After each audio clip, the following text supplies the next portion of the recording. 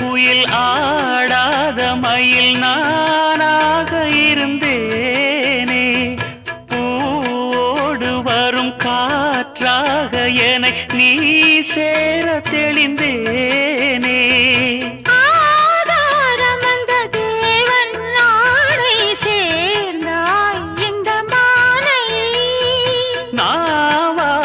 ருசித்தேனே தேனை தேர்ந்தேன் இன்று நானே.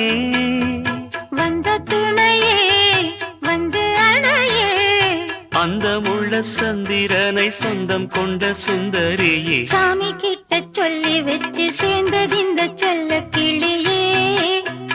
இந்த பூமியுள்ள காலம் மட்டும் வாழும் இந்த அன்பு கதையே.